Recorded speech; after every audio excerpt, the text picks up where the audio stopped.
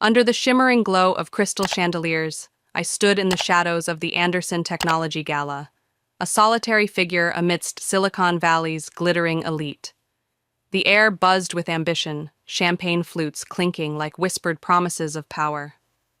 My sister Sophia, radiant at 32, held court near the center of the ballroom, her laughter a calculated melody that drew executives like moths to a flame. I sipped my sparkling water, watching her gesture with the confidence of someone who believed the world was hers to command. Little did she know, as she boasted of her $4 billion merger, that I held the secret that would unravel her triumph and our family's carefully polished legacy before the sun rose tomorrow. Sophia's voice carried over the hum of conversation, sharp and self-assured. The merger with Sterling Industries will redefine the tech landscape, she declared, her diamond bracelet catching the light. Anderson Tech will dominate the market.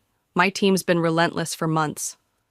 I suppressed a smile, knowing exactly how long her team had worked and why their deal was built on sand.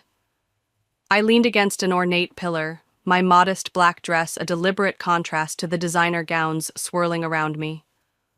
At 35, I'd learned the power of being underestimated, especially by those who shared my blood. Gabriella, stop lurking. My mother's voice sliced through my thoughts, her tone laced with exasperation. She glided toward me, her diamond necklace glittering like her disapproval. It's embarrassing. I stepped forward, bracing for the familiar script of these galas. Sophia's star would shine, while my choices would be dissected like a failed experiment. Sophia was just telling us about the Sterling merger, my mother continued, her pride palpable. 32, and already vice president of acquisitions. We always knew she'd soar. Unlike some, my father added, his gaze pinning me. At 58, Richard Anderson still commanded any room, his tailored tuxedo masking the strain of recent months at Anderson Tech. His words stung, but I'd grown accustomed to their barbs. I took another sip of water, my expression neutral. Gabriella's still chasing that startup dream, Sophia said with a dismissive wave, her smirk as sharp as her stilettos. What's it called again? Some software thing? Nexus Technologies, I replied softly. We develop advanced cybersecurity solutions. Right, Sophia drawled, twirling her champagne flute, tinkering with computers in a garage somewhere. She didn't know that somewhere was the top 5 floors of Silicon Valley's most prestigious office tower. I kept that truth locked away, just as I'd kept silent about so much over the past 3 years. My mother sighed, adjusting her necklace. I don't understand why you waste your time with that small business nonsense. You could have been in management at Anderson Tech by now. I bit back a retort, thinking of the documents waiting in my office. Papers that would reveal who truly held the reins. Speaking of management, my father interjected, his voice booming, Sophia's merger is historic, the largest acquisition in Anderson Tech's history, nearly $4 billion with contracts signed tomorrow morning. Every major news outlet will be there, Sophia added, her eyes gleaming. It's a done deal. I glanced at my watch, a simple timepiece that belied my ability to outbid every jewel in this room. I should head out, I said, my tone even. Early meeting tomorrow. Sophia's perfectly arched eyebrows rose. Oh? Finally landed a real client? Her laughter was a blade, swift and cutting, something like that, I murmured. Don't let us keep you from your little startup, she said, waving me off. Some of us have billion-dollar deals to close. As I turned to leave, my mother's stage whisper followed me. She just works at some startup. It's rather embarrassing. I wove through the crowd, nodding politely to tech moguls who had no idea I was the elusive CEO they'd been clamoring to meet. Outside, the cool night air brushed my skin, and I allowed myself a small, private smile. Tomorrow, my family will learn that the daughter they dismissed as a failure had been building an empire right under their noses. And when the cameras rolled, it wouldn't be Sophia's name on the headlines. The gala's golden light faded as I slipped into the back of a modest sedan, leaving the Bentley I preferred tucked away in my garage. My driver, Thomas, glanced at me in the rearview mirror. "Home, Miss Collins?" he asked, using the name I'd adopted in the business world. I shook my head, pulling out my phone. "The office first, Thomas. I need to review everything for tomorrow." As we pulled away from the Anderson Technology Gala, the weight of my family's words, embarrassing, small time, failure, fell away like a discarded mask. In their world, I was Gabriella Anderson, the disappointing daughter. In mine, I was Catherine Collins, the architect of a $12 billion cybersecurity empire, and tomorrow, those worlds would collide. A message from Marcus, my chief operating officer, lit up my screen. All set for tomorrow. Anderson Tech has no idea what's coming. I smiled, the city's neon lights blurring past my window. For 3 years, I'd built Nexus Technologies in the shadows, using shell companies to shield my identity as founder and CEO. While my family mocked my garage startup, I'd created one of the most formidable cybersecurity firms in the world, operating across 20 countries. My phone buzzed again, a family group text from my mother. Sophia's big day tomorrow. Watch the morning news for the Sterling merger signing. I closed my eyes, the irony sharp enough to cut. They had no idea the news would tell a very different story. The sedan glided to a stop outside Nexus's headquarters, a sleek tower that dominated Silicon Valley's skyline. I stepped out, my heels clicking against the marble lobby as I rode the private elevator to the 50th floor. My office was no garage. It was a corner suite with floor-to-ceiling windows, the city sprawling below like a chessboard I'd mastered. I settled at my desk, the documents for tomorrow's meeting spread before me. They detailed the truth about Sterling Industries, security breaches, outdated infrastructure, and a valuation far below the $4 billion Anderson Tech believed. My team had uncovered these flaws months ago, flaws that Sophia's due diligence had missed entirely. I flipped through the pages, each one a testament to the empire I'd built. 3 years ago, I'd walked away from Anderson Tech, my warnings about their vulnerabilities dismissed as jealousy. Now, those same vulnerabilities had led them to this moment, betting everything on a merger that didn't exist. Sterling wasn't signing with Anderson Tech tomorrow. They were signing with Nexus, a takeover I'd orchestrated in secret. My phone buzzed again, this time with a message from Sarah, my assistant. Final reports are ready. Press release is prepped. I typed back, hold until I give the word. The office was quiet, save for the hum of the city below. I stood, crossing to the window, the lights of Silicon Valley twinkling like stars I'd aligned. My family thought they knew success, titles, galas, billion-dollar announcements. But I'd learned a different truth. Success was in the silent moves, the plans no one saw coming. Sophia's smug laughter echoed in my mind, her little startup jab, a reminder of why I'd kept my identity hidden. They hadn't just underestimated me, they'd stopped seeing me as family the moment I chose my path. Sarah appeared at the door, her tablet glowing. Everything's in place for the 9 a.m. board meeting, she said, hesitating. Are you sure about this, Gabriella? They're still your family. I turned, meeting her gaze. They stopped treating me like family when they called my work embarrassing, I said, my voice steady. Tomorrow, they'll see what a little startup can do. I returned to my desk, opening my laptop to review the press release that would announce Nexus's takeover. The words were sharp, precise, a declaration of power that would ripple through the tech world. Another message from Marcus. Board members confirmed. Your family's in for a shock. I leaned back, the weight of 3 years, hiding, planning, enduring, settling into a quiet resolve. Tomorrow, I'd walk into Anderson Tech's conference room, not as Gabriella Anderson, the failure, but as Catherine Collins, the woman who'd outmaneuvered them all. The gala's champagne toasts and my mother's pearls would be forgotten in the wake of what I'd built. As the city skyline glowed beyond my window, I knew one thing for certain. The daughter they'd dismissed was about to rewrite their legacy. 3 years ago, the sterile glow of Anderson Tech's boardroom felt like a cage, its outdated servers humming faintly behind glass walls. I stood at 32, my heart pounding as I presented my report to my father, Richard, and his inner circle, Sophia smirking from her seat. My slides detailed vulnerabilities, aging infrastructure, unpatched systems, a cybersecurity disaster waiting to happen. We need to modernize, I urged, my voice steady despite the dismissive glances. If we don't, Anderson Tech will be a target. I believed then that facts could sway them, that my family would see the urgency. I was wrong. Richard leaned back, his fingers steepled. Gabriella, you're overreacting, he said, his tone dripping with condescension. These systems have served us for decades. Sophia chimed in, her voice syrupy with false pity. Maybe you're just jealous of my new role in acquisitions. Stick to your spreadsheets. The room chuckled, and my cheeks burned, not from shame, but from the realization that they'd never listen. I'd spent years at Anderson Tech, climbing from intern to strategist, only to be reduced to the other daughter. You're not seeing the bigger picture, I pressed, pointing to the projected losses. Millions if a breach occurred. Richard cut me off, his eyes cold.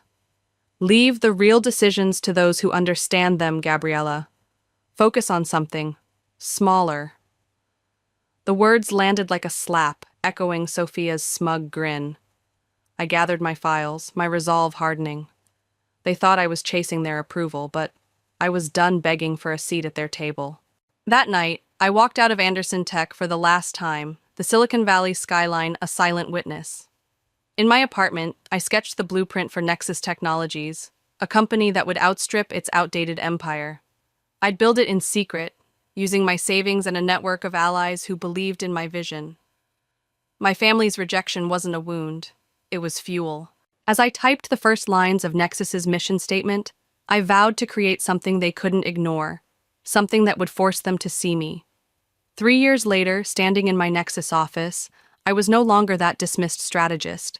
I was Catherine Collins, and tomorrow I'd show them what smaller could achieve.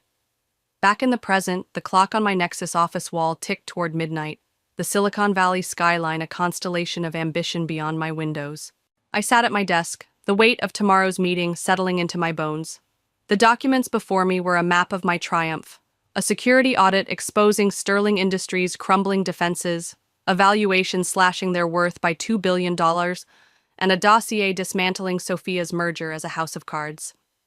My family thought they were signing a legacy-defining deal in 9, and I, Gabriella Anderson, their overlooked daughter, was about to rewrite their story. Sarah slipped into the room, her tablet casting a soft glow. The final reports are locked in, she said, her voice cautious. The press release is ready to go the moment you approve it. She hesitated, her eyes searching mine. Gabriella, are you sure? This will gut them. They're your family. I leaned back, the leather of my chair creaking softly. Family. The word tasted bitter, like the coffee cooling on my desk. They stopped being family when they laughed at my warnings, I said, my voice low but firm. When they called my work a hobby. This isn't revenge, Sarah. It's accountability. I opened the audit, my fingers tracing the highlighted flaws, backdoors in Sterling's code, unencrypted data, losses hidden by creative accounting. My team had spent months dissecting their systems, invisible to Anderson Tech's radar. Sophia's due diligence had skimmed the surface, dazzled by Sterling's inflated stock. I'd offered their CEO a choice weeks ago, public exposure or a quiet takeover by Nexus. He'd chosen survival, signing the papers in a discreet meeting while Sophia planned her victory lap. Marcus's message pinged on my laptop. Boards confirmed for 9:00 a.m. Your sister's already prepping her speech. I imagined Sophia, practicing her sound bites, oblivious to the storm I'd unleashed. I typed back, let her talk. It'll make the silence louder. Closing the laptop, I stood, crossing to the window. The city pulsed below, a machine I'd learned to steer while my family clung to their rusting gears. Nexus wasn't just a company, it was proof that success didn't need their applause. Sarah lingered, clutching her tablet.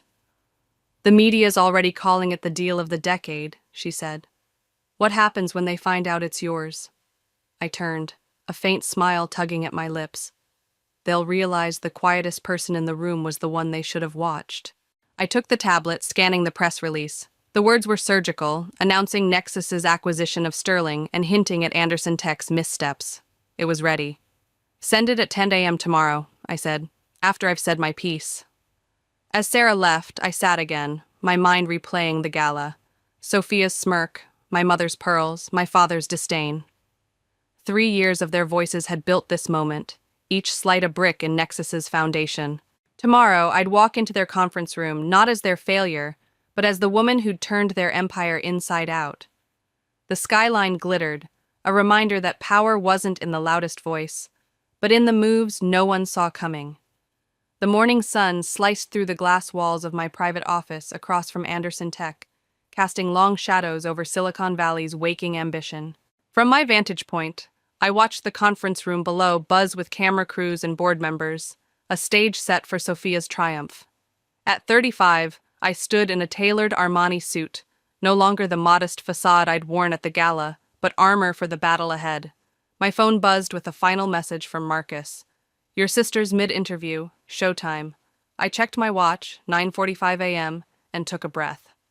The daughter they'd called embarrassing was about to claim their spotlight. I crossed the street, each step a bridge between the Gabriella Anderson they knew and the Catherine Collins I'd become. Marcus and Sarah flanked me, briefcases heavy with the truth that would shatter my family's illusions. Through Anderson Tech's lobby, I glimpsed Sophia, her voice bright as she spun her merger narrative for reporters. My father stood nearby, fixed his proud gaze on her, while my mother, adorned with her celebration pearls, beamed nearby. They had no idea their empire was moments from crumbling. The conference room doors swung open at 9:55 a.m., and silence fell like a guillotine as I entered, my team behind me. Sophia's interview halted, her words choking mid-sentence. "Gabriella?" she sputtered, her eyes wide. "What are you doing here? This is a private signing." I set my briefcase on the table, my movements deliberate. "Good morning," I said, my voice calm but resonant. "Shall we begin?" "Begin?" My father stood, his face reddening. "This is absurd. We're here for the Sterling merger. Where's their CEO?" I nodded to Sarah, who distributed folders to the stunned board. "Mr. Chen won't be joining us," I said. "He signed the final paperwork last night." Sophia's voice rose, shrill. "That's impossible. I have the merger agreement here." She clutched her documents as if they could anchor her unraveling reality. "That agreement is void," I said, watching her open the folder, her face draining of color. "Sterling Industries has accepted a different offer." My father's fists clenched. "What are you talking about? Who—" I cut him off, my tone steel. "Nexus Technologies, or more specifically, me." The room froze, cameras swiveling as reporters sensed a seismic shift. Sophia laughed, a brittle sound. "You? Your little startup couldn't possibly—" "That little startup is worth $12 billion, I said, clicking a remote to display Nexus's financials on the screen. "We're the largest cybersecurity firm in the country. While you mocked me, I built an empire." My mother's pearls clinked as she sank into her chair, whispering, "But your tiny office downtown—" I met her gaze. "A front. Nexus owns this building. And as of last night, we own Sterling Industries." "Why?" My father's voice cracked, betrayal in his eyes. I gestured to Sarah, who handed out more documents, Sterling security breaches, hidden losses, and a valuation half what they'd believed. "You missed this," I said. "Your due diligence failed because you bet on Sophia's arrogance instead of facts. I gave Sterling's board a choice, exposure or acquisition. They chose us." Sophia's hands trembled, flipping through pages. "This will ruin us," she whispered. "No," I corrected. "This will save you. Nexus offers to acquire Anderson Tech at a fair price, before the market sees your vulnerabilities. You have 12 hours. The board leaned forward, their loyalty to my father wavering as they scanned the numbers. My mother turned to him, pleading, "Richard, do something!" But he was silent, his empire slipping through his fingers. I stood, surveying the room. "You called my work embarrassing," I said, my voice carrying to every corner. "You dismissed my ideas, belittled my choices, and assumed my silence was weakness. Remember this moment. The daughter you ignored now holds your fate." Sophia's composure cracked, tears welling. My father avoided my gaze, his shoulders slumped. I walked to the door, pausing. 12 hours. Choose wisely. The sunset painted Silicon Valley gold as I stood in my Nexus office, the city a testament to what I'd built. The morning's chaos had settled into signatures and surrenders. Sophia, escorted from her office, had left in silence, her perfect facade shattered. My father handed over his keycard without a word, his legacy reduced to ink on a page. My mother's celebration pearls lay forgotten on the conference table, a relic of their fallen dynasty. I sipped water, not champagne, as Marcus entered, his expression soft. "Was it worth it, Gabriella?" he asked. "All those years in the shadows?" I turned to the window, the skyline a canvas of my choices. The gala's taunts, the years of condescension, had driven me, but they weren't the whole story. It wasn't about proving them wrong, I said. It was about proving what success could be, something meaningful, not just their titles and galas. Marcus nodded, leaving me to the quiet. The press release had gone out at 10 a.m., and by noon, headlines crowned Nexus the new titan of tech. Anderson Tech's stock stabilized under our offer, but the Anderson name was no longer its heart. A year later, Silicon Valley had shifted. Anderson Tech, under Nexus's leadership, embraced cutting-edge systems. Its vulnerabilities were patched, and its future was bright. Sophia found a mid-level role at a smaller firm, her arrogance tempered by humility. My parents, their dynasty dissolved, retreated from the gala circuit, their pride a casualty of their blindness. I saw them once, at a charity event, their glances fleeting, no words exchanged. They'd learned what I'd known all along: family wasn't guaranteed by blood.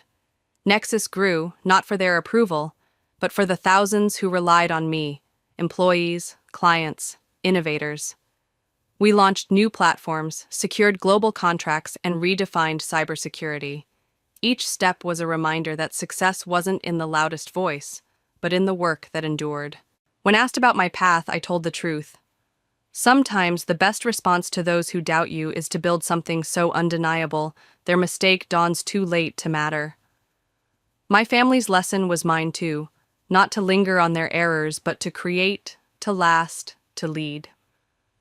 As I stood in my Nexus office a year after the takeover, the Silicon Valley skyline no longer felt like a battleground, but a horizon of possibilities.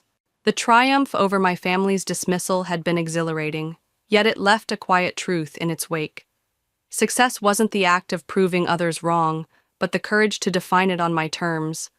I'd spent years fueled by their mockery, each slight a spark for Nexus's rise, but that fire had risked consuming me. Sophia's humiliation, my father's defeat, my mother's shock, they were not the victory I'd imagined. The lesson settled deep. True achievement lies not in settling scores, but in building something enduring, free from the need for external validation. I'd hidden as Catherine Collins to outmaneuver them, but in doing so, I'd nearly lost Gabriella, the woman who dreamed not of revenge, but of innovation. Now, as I led Nexus into new frontiers, I vowed to create for the sake of progress, not applause. My family's underestimation had pushed me to greatness, but it was my choice to let go of their shadows that freed me to soar. The morning sun slants through my garden, warm and golden, but it doesn't reach the chill settling into my bones. I'm elbow-deep in soil, the damp earth clinging to my gloves like a second skin, as I cradle the Queen Elizabeth roses Aunt Lillian gave me 2 weeks ago. My 32nd birthday. Her eyes twinkled then, that sly mischief I've loved since I was a kid, as she pressed the potted blooms into my hands. "These have been in our family forever, Sienna," she'd said, her voice low and teasing. "Just like secrets." I'd laughed, thinking it was another of her cryptic quips. Now the roses feel heavier, their pink petals trembling in the breeze as I tuck their roots into the ground. My phone buzzes against my hip, once, twice, 3 times, insistent as a heartbeat. I ignore it at first. Dirt's my sanctuary today, but it won't quit. With a sigh, I peel off a glove, smearing soil across my cheek as I fish the thing out. The screen glows. Unknown number. My thumb hovers, then presses. "Hello?" I say, voice rough from disuse. "Miss Ortiz, this is Thomas Carter, your Aunt Lillian's attorney." His tone is formal, clipped, like he's reading from a script. "I'm afraid I have difficult news." My breath catches, sharp and sudden. The roses slip from my hand, hitting the dirt with a soft thud. "What happened?" I manage, though I already know. The air shifts, heavier now, thick with the scent of soil and blooms. Like her perfume, roses and vanilla, ghosting around me. She passed away last night, Carter says, pausing as if testing my silence. In her sleep. I'm sorry for your loss. The world tilts. Lillian. Gone. The woman who taught me to read, her finger tracing words in old books, who sneaked me chocolate chip cookies at dreary family dinners while the adults droned on, who believed in every wild dream I ever whispered to her. My knees buckle, and I sink into the soil, the cool dampness seeping through my jeans. The roses stare up at me, fragile and accusing. Her last gift. She left explicit instructions, Carter continues, his voice cutting through the haze. I was to contact you first, before anyone else in the family. First? My heart stumbles. Not Dad, her brother, or my cousins who've circled her wealth like vultures for years. Me. Why? I ask, barely a whisper. She didn't say. Another pause, longer this time. But she left arrangements, funeral details, a letter for you. Can you come to my office today? I look down at the roses, their roots half buried, petals catching the light. 2 weeks ago, she'd stood right here, grinning like she knew something I didn't. Now she's gone, and I'm clutching her flowers like they'll tell me what's next. I'll be there in an hour, I say, voice cracking as I hang up. The phone slips into my pocket, and I press my hands into the dirt, grounding myself. Lillian's voice echoes in my head, just like secrets, and I wonder what she's left me besides these blooms.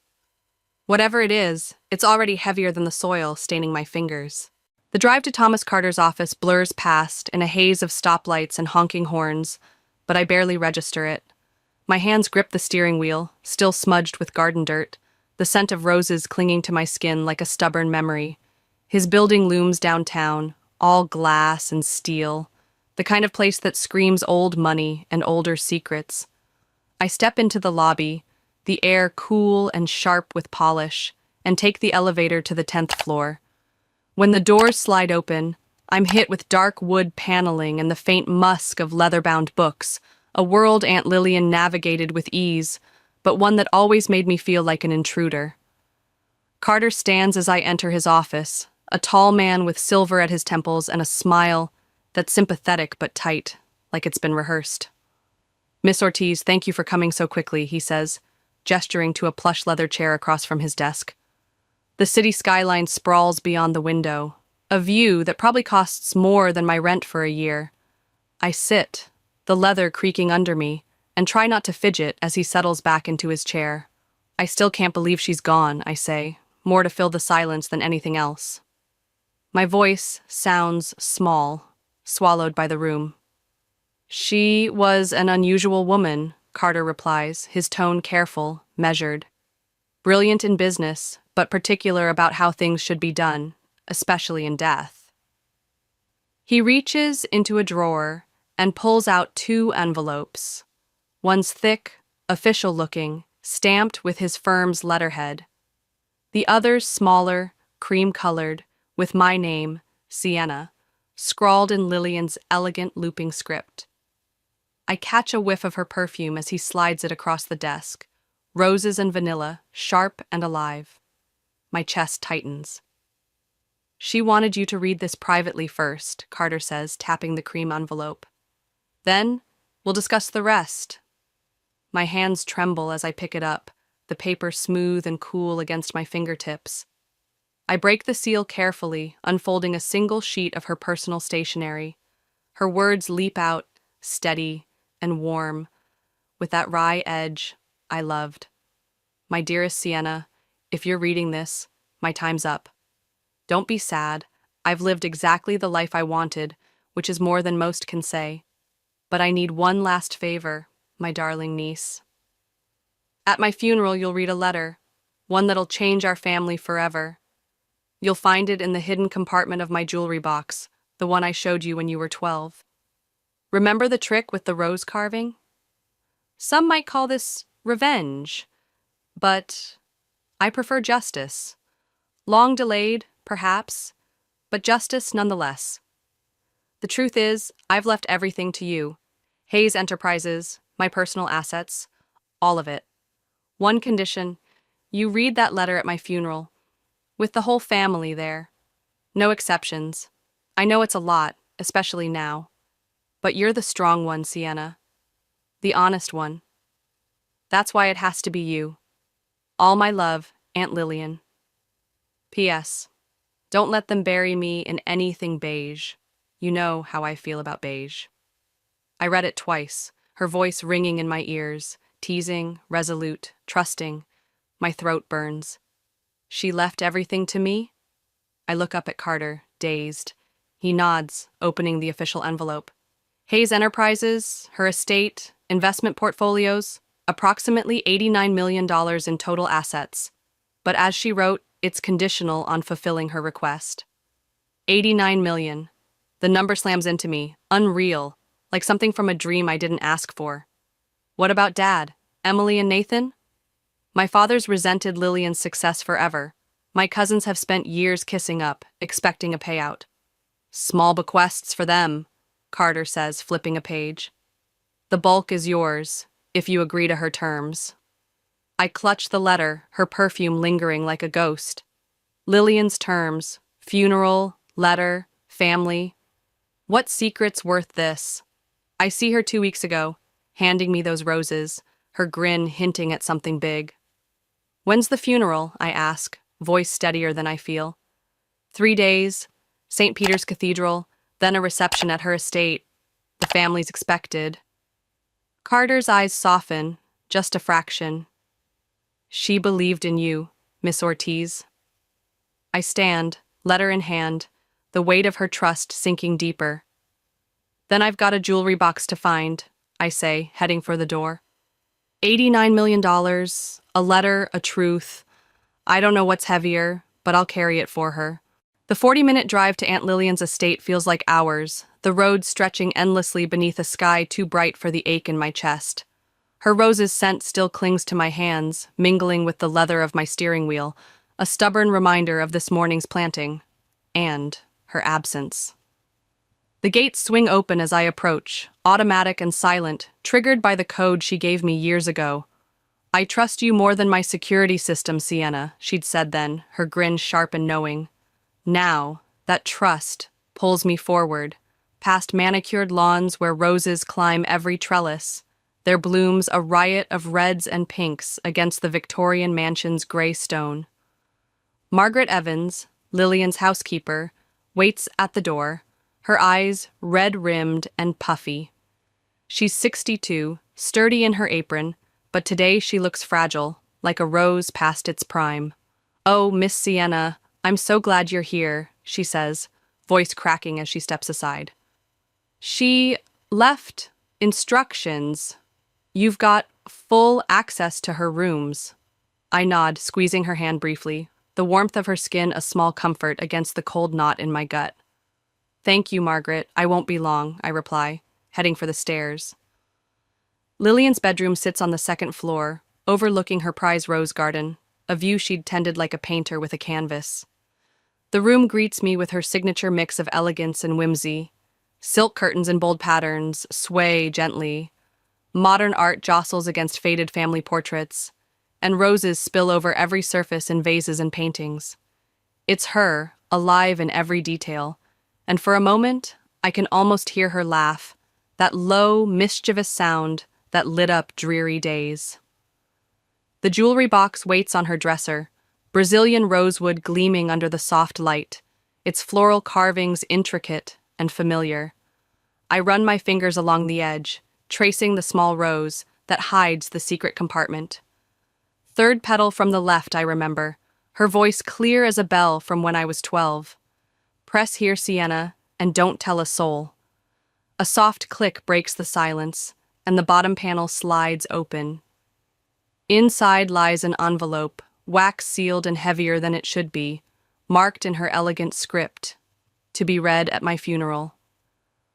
My hand shakes as I lift it, the weight suggesting photographs or papers tucked within. For a heartbeat, I'm tempted to tear it open right here to peel back whatever truth she's hidden, but I stop. Lillian had a purpose for everything, her plans layered like the petals of her roses. If she wanted this read at her funeral in front of everyone, there's a reason, and I won't betray that now. I slip the envelope into my bag, its presence a quiet pressure against my hip. Turning, I catch sight of something new on her bedside table. A framed photo I've never seen. It's a young Lillian, maybe 30, standing outside Hayes Enterprises' first office, a modest brick building dwarfed by her radiant smile. She's got that knowing look, the one that always made me feel she saw through people's masks. "What did you hide, Aunt Lillian?" I whispered to the image, my breath fogging the glass. The roses outside sway in the breeze, their scent drifting through the cracked window. And I wonder if they know, if they've been guarding her secrets all along. 3 days stretch ahead, a countdown to whatever she's orchestrated, and I feel her trust settling deeper. A weight I'm only beginning to understand. I step back, taking one last look around. The room feels alive, pulsing with her essence, silk and roses, art and memory. Whatever's in that envelope, it's more than paper. It's her final act, her last bloom. I head for the door, the photo's smile lingering in my mind, a promise and a challenge. "I'll do this your way," I murmur, the words half prayer, half vow, as I leave her sanctuary behind. The next 3 days blur into a storm of phone calls and family drama, each hour tightening the knot in my chest. I'm at home, pacing my small living room, the sealed envelope a constant weight in my bag on the couch. Dad, Daniel Ortiz, 58 and bristling with nerves, calls 6 times, his voice swinging between fake concern and barely veiled panic. "Sienna, you're handling too much. What's Carter saying about the will?" He presses during one call, his tone sharp. My cousins, Emily and Nathan, bombard me with texts. Emily's sugary, "How you holding up, cuz?" and Nathan's blunt, "Any word on the estate?" Their greed seeps through every word, and I mute them, letting Lillian's roses on my windowsill steady me with their quiet scent. The morning of the funeral dawns crisp and clear, sunlight spilling over the Queen Elizabeth blooms I planted days ago. I dress carefully in Lillian's favorite deep blue, the suit hugging me like a shield, and pin one of her roses to my lapel, its petals soft against the fabric, its fragrance a whisper of her strength. The envelope feels heavy as I tuck my bag under my arm, heavier than the $89 million Carter promised, heavier than Dad's resentment or my cousin's schemes. I drive to St. Peter's Cathedral, the city fading into a hum, my mind replaying Lillian's letter. Justice, not revenge. What justice needs a stage like this? The cathedral's packed by the time I arrive, pews brimming with family, business suits, and city bigwigs. Lillian was old money and a philanthropist, a name that drew crowds. Dad intercepts me at the entrance, his face tight, eyes darting. "Sienna, we need to talk about the will," he says, grabbing my arm as I try to pass. "Carter won't tell us anything, says it's after the service. What's going on?" His grip's firm, desperate, and I meet his gaze, steady despite the tremor in my hands. "We'll all find out together, Dad," I say quietly, pulling free. That's what Lillian wanted. He flinches, mouth opening, but I add, "Let go. This is her funeral. Show some respect." He steps back, deflated, and I move past, the rose on my lapel brushing my cheek like her touch. Inside, the air's thick with rose scent. Deep reds and vibrant pinks line the altar, a riot of color she'd have loved. No beige in sight. I take my place near the front, bag at my feet, and feel the weight of hundreds of eyes. Emily and Nathan in the second row, leaning forward like hawks, Dad beside them, his jaw clenched. The service begins, the minister's voice weaving through Lillian's life, her generosity, her brilliance, her fight for a better world. It's beautiful, exactly her, and I clutch the envelope tighter, its wax seal pressing into my palm. Thomas Carter catches my eye from the front pew, his nod slight but firm. It's time. My legs shake as I stand, the cathedral falling silent, every rustle swallowed by anticipation. I step to the podium, the envelope trembling in my hands, its weight no longer just paper, but promise. Lillian's promise. I breathe in the rose's perfume, feeling her beside me, her strength curling around my spine. Whatever's inside, I'll carry it for her, just as she carried it for decades.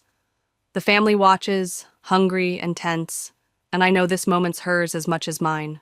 I stand at the podium in St. Peter's Cathedral, the silence pressing against me like a living thing, thick and expectant. The envelope trembles in my hands, its wax seal glinting under the stained glass light, and I breathe in the heavy scent of roses, reds and pinks, spilling over the altar, a defiant burst of Lillian's spirit. Hundreds of eyes bore into me, Dad's tight-lipped anxiety in the front row, Emily and Nathan's eager leans beside him, and beyond, a sea of suits and mourners, waiting for whatever I'll say. My fingers hesitate over the seal, the weight of Lillian's trust anchoring me, and I feel her here, her sly grin, her steady hand nudging me forward. I break the wax slowly, the crack loud in the hush, and pull out several sheets of paper, photographs slipping free with them. Before she died, I begin, my voice steady despite the racing pulse in my throat. My Aunt Lillian left me a letter with specific instructions. She wanted it read here, today, in front of everyone who knew her. I unfold the pages, her elegant script spilling across them, and a photo flutters to the podium. A young Lillian beside a man I don't recognize, both smiling, holding blueprints. Another shows him at a construction site, the early bones of Hayes Enterprises rising behind him. I lift the letter, and her words fill the space, sharp and alive. My name was Lillian Hayes, I read, letting her voice take over. And this is the truth about how Hayes Enterprises began. The man in these photographs is James Bennett, a brilliant engineer and my business partner in 1975. He was also the true founder of what became Hayes Enterprises. A murmur ripples through the pews, soft but growing, and I glance at Dad. His face drains to chalk, eyes wide. I keep going, her words pulling me like a current. We met at university, shared a vision of sustainable building materials to change the industry. James had the genius. I had the business sense. Together, we built the foundation, equal partners, splitting everything 50-50, patents, profits, the company itself. I hold up another photo, Lillian and James shaking hands over a contract, their smiles bright with promise. Until the night of October 15th, 1976, I continue, when James died in what was reported as a car accident. Dad lurches to his feet, his face twisting, but Uncle Paul pulls him back down, whispering fiercely. The cathedral hums with tension, and I press on, my voice rising. But it wasn't an accident. The brake lines in James's car were cut. I found out too late, after the police closed the case. And then I discovered something else. Papers filed hours before his death, transferring his entire share to the Hayes family trust. Papers with his signature. I meet Dad's eyes, cold and deliberate, and the next words hit like stones. A signature I now know was forged by his business partner at the time, my own brother, Daniel Ortiz. The cathedral erupts, gasps and whispers colliding, a wave of shock breaking over the pews. Dad's on his feet again, red-faced, shouting, "Stop this immediately, Sienna, this is slander." His voice cracks, raw and desperate, but I don't flinch. "No, Dad," I say, calm and firm, cutting through the chaos. This is truth. Lillian left proof. I lift a stack of documents from the envelope, yellowed originals of their contract, forensic reports on the forgery, buried police files, bank transfers tracing the money. She kept everything. Emily's mouth hangs open. Nathan stares at Dad like he's seeing a stranger. A voice, Nathan's, cuts through, shaky with horror. Why? Why reveal this now? I turn back to the letter, Lillian's answer waiting. I'm revealing this now because I've spent 45 years building this company into something James would have been proud of, I read, her tone steady, resolute. I've used our success to fund research, support sustainable development, create opportunities for minds like his. But I've also spent 45 years watching my brother profit from his crime, watching him raise his children to believe privilege puts them above the law. Dad sinks back into his seat, all fight draining out, his hands trembling in his lap. Her words keep coming, heavy with regret and purpose. I should have come forward years ago, but by the time I had the evidence, Hayes Enterprises employed thousands. Going public then would have destroyed not just Daniel, but countless innocent families who relied on it. So I waited, built, made sure the company could survive the truth when it came. I pull out one last document, a faded envelope addressed to James Bennett's daughter, Sarah, and my breath catches as Lillian's confession deepens. "This brings me to my final secret," I read, voice growing stronger. "Over the years, I've tracked James's daughter, Rachel Bennett. I've anonymously funded her education, her research, her work in sustainable engineering. Watched her become the brilliant, ethical scientist her father was. She runs a leading green tech firm now, never knowing who backed her." More gasps fill the air, and a woman stands from the middle pews, about my age, 33, with dark eyes like James's, her face tight with dawning realization. Rachel Bennett. Lillian planned this, ensured she'd be here. "The second part of my will," I continue, "leaves a 30% share of Hayes Enterprises to Rachel Bennett, as partial restitution for what was stolen from her father. The controlling interest goes to my niece Sienna, the only Hayes who's shown the ethics and innovation James and I once shared." I lower the letter, signed Lillian Hayes, co-founder of Hayes Enterprises, and keeper of its greatest shame, and the silence that follows is deafening, a void swallowing every breath. Rachel steps forward, her shoes clicking on the stone floor, and stops before Dad. He's aged decades in minutes, hunched and small. "All these years," she says, voice quivering, "I thought my father was a failure who gave up." I never knew, never imagined. Her eyes meet mine, glistening, and I step down from the podium, the letter still warm in my hands. "Ms. Bennett," I say softly, "I'm so sorry for what was taken from you." She nods, tears spilling over, and whispers, "Thank you for reading that. Your aunt, she was watching over me my whole life, wasn't she?" "She was trying to make it right," I reply, my throat tight. "In her own way." The congregation stirs, voices rising, some demanding silence, others justice. But Rachel and I stand still, bound by Lillian's words. Dad vanishes as the service ends, slipping out like a shadow, and I don't chase him. The reception looms, a tense aftermath, but here, with Rachel, I feel Lillian's justice blooming at last. She'd waited 45 years, her roses guarding the truth, and now it's ours, mine and Rachel's, to carry. The cathedral empties slowly, but I linger, the photos and papers heavy in my bag, Lillian's wry note echoing in my mind, justice, not revenge. She'd turned a lie into something good, and, as Rachel squeezes my hand, I know we'll do the same. The roses around us glow, witnesses to her final act, and I swear I hear her laugh. Soft, triumphant, free. A year has passed since Lillian's funeral, and I stand in her rose garden, mine now, under a sky streaked with gold as the sun dips low. The Queen Elizabeth roses bloom fiercer than ever, their petals a vivid pink against the dusk, climbing trellises and spilling over the earth she loved. I'm 33 now, older in ways that numbers can't measure, and the weight of her legacy has settled into something I can carry. Not just the $89 million or Hayes Enterprises, but the truth she planted in me. The company's headquarters glints in the distance, a beacon of glass and steel, and I smile, knowing it's ours, mine and Rachel's, built on honesty at last. Rachel Bennett joins me, her dark hair catching the fading light as she steps through the garden gate. She's 34, steady and brilliant, and our weekly meetings here have become a ritual, part business, part sanctuary. She brushes a rose with her fingertips, her touch gentle, and says, "You know what's strange, Sienna? I always felt like someone was looking out for me, guiding my career from afar. I thought it was my father's spirit. Now I know it was Lillian.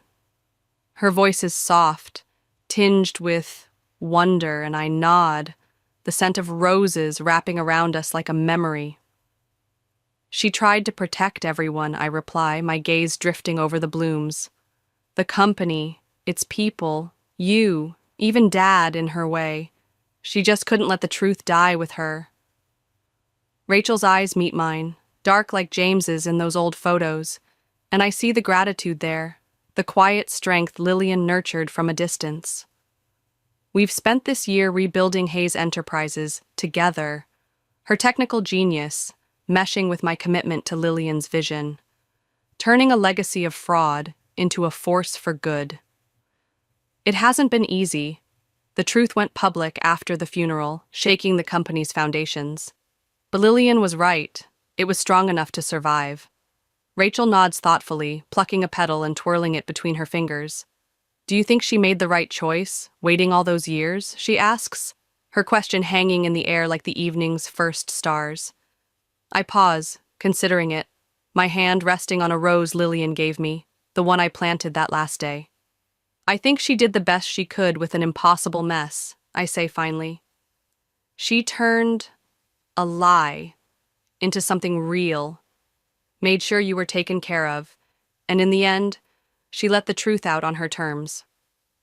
"And you?" Rachel presses, her gaze sharp but kind. "Do you ever regret being the one to read that letter?" I look out over the garden, the roses glowing in the twilight, and I see Lillian's knowing smile, the one that always cut through pretense, the one that chose me. "No," I answer, my voice firm. "She picked me because she knew I could handle it.